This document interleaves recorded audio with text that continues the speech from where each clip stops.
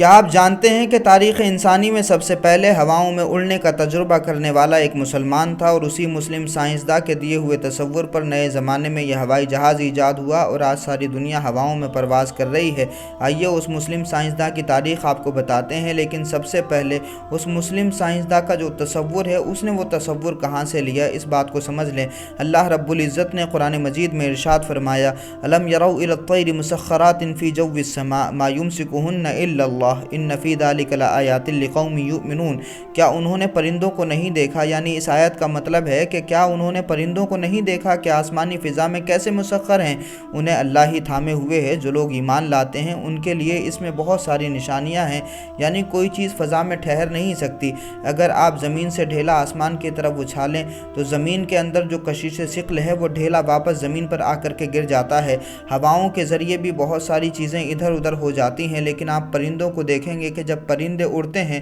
تو نہ ہی زمین ان کو اپنی طرف کھینچ پاتی ہے اور نہ ہی ہواؤں کی تیزی کی وجہ سے ان کی اڑان میں کوئی کمی آتی ہے، بلکہ اللہ رب العزت نے پرندوں کے پروں میں وہ طاقت دے رکھی ہے کہ ان کو زمین اپنی طرف نہیں کھینچ پاتی۔ تو جب ایک انسان نے غور و فکر کیا، قرآن مجید کی اس آیت کو پڑھا اور جب پرندوں کو دیکھا اور پرندوں کو دیکھ کر کے جب وہ غور و فکر کرنے لگا تو وہ اس نتیجے پر پہنچا کہ اگر پرندے اڑ سکتے ہیں تو انسان بھی اسی طرح اپنی ہیئت بنا کر کے ہواؤں میں اڑ سکتا ہے۔ عباس ابن فرناس نام کا ایک شخص تھا جو اندلس کا ایک مسلمان تھا، اس نے پھر یہ تجربہ کیا، یعنی اس دور کے جو مسلمان تھے وہ صرف قرآن مجید کو مرنے کے لیے نہیں پڑھ رہے تھے، اس سے زندگی حاصل کر رہے تھے۔ اللہ رب العزت نے قرآن مجید میں جن چیزوں کی طرف غور و فکر کرنے کا حکم فرمایا ہے، اس دور کے مسلمان ان چیزوں پر غور و فکر کر رہے تھے، تو اللہ رب العزت نے ان کی غور و فکر کی وجہ سے ان کے دماغ کی بتی روشن کر دی اور پھر انہوں نے دنیا میں بہت ساری ایجادات کی ہیں۔ تو ابو القاسم عباس ابن فرناس وہ عظیم مسلمان سائنسداں ہیں جنہوں نے دنیا کا پہلا ہوائی جہاز بنا کر کے اڑایا تھا۔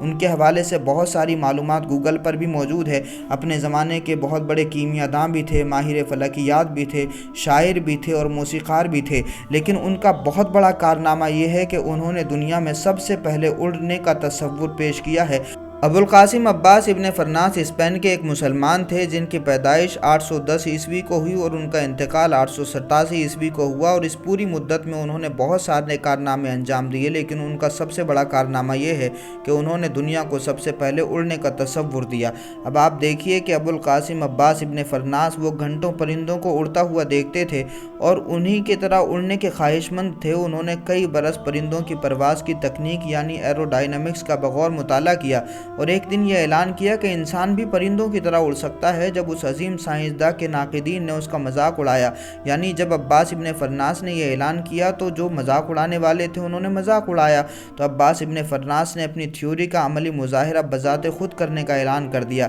عباس ابن فرناس نے پرندوں کے سے 2 پر بڑے سائز میں اپنے وزن کے مطابق تیار کیے اور ان کے فریم ریشم کے کپڑے سے مڑ دیے۔ تمام تیاریاں مکمل کر لیں، پھر وہ قرطبہ سے کچھ ہی دور جا کر کے ایک پہاڑی پر چڑھ گئے۔ تمام تماشائی نیچے کھڑے تھے، وہ حیرت سے دیکھ رہے تھے اس پورے منظر کو، اور تمام لوگوں کا یہ خیال تھا کہ عباس ابن فرناس جو مسلم سائنسداں ہیں اور جنہوں نے اتنا بڑا دعویٰ کر دیا ہے، لیکن اس دعوے کی وجہ سے ان کی ہڈیاں چکنا چور ہو جائیں گی، اور وہ اسی انتظار میں تھے کہ جب یہ پہاڑ سے کودیں گے تو زمین پر آ گریں گے۔ لیکن عباس ابن فرناس نے وہ دونوں پر اپنے جسم سے باندھ لی، اور جب پہاڑیوں سے وہ نیچے کی طرف آئے تو کافی دیر تک وہ ہوا میں اڑتے رہے اور زمین پر بحفاظت ایک میدان میں آ کر کے اترے۔ لیکن جب وہ اترے تو تھوڑا سا ان کو جھٹکا محسوس ہوا اور ان کی کمر میں تھوڑا سا جھٹکا آیا، تھوڑی سی تکلیف ہوئی، اور اس تجربہ کرنے کے بعد میں عباس ابن فرناس نے پھر بہت غور و فکر کیا کہ آخر ایسا کیوں ہوا، میری کمر میں جھٹکا کیوں آیا اور یہ بیلنس کیوں بگڑا۔ تو پھر انہوں نے ایک مرتبہ پرندوں کی اڑان پر توجہ دی تو پتہ یہ چلا کہ دراصل پرندے جب اترتے ہیں تو اترتے وقت میں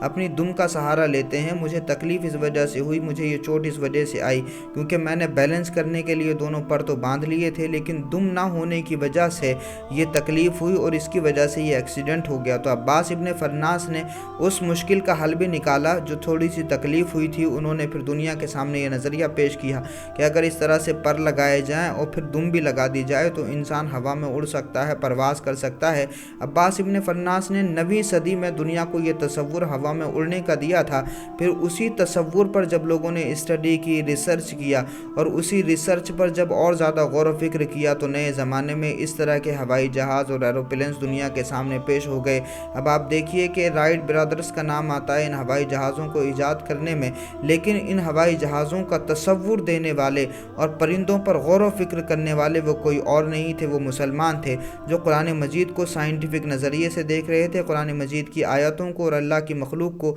साइंसी नज़रिए से देख रहे थे।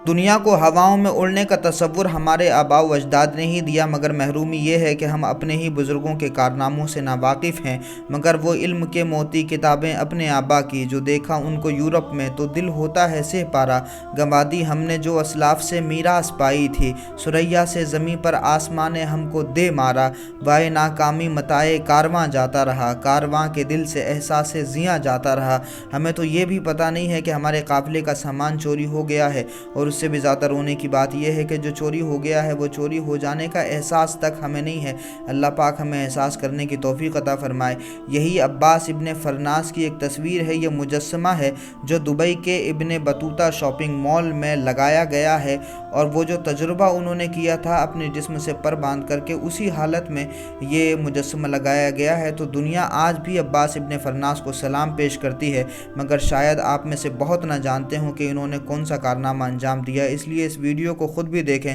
और ज़्यादा से ज़्यादा लोगों के साथ में इस वीडियो को शेयर करें। बहुत शुक्रिया। अस्सलाम वालेकुम।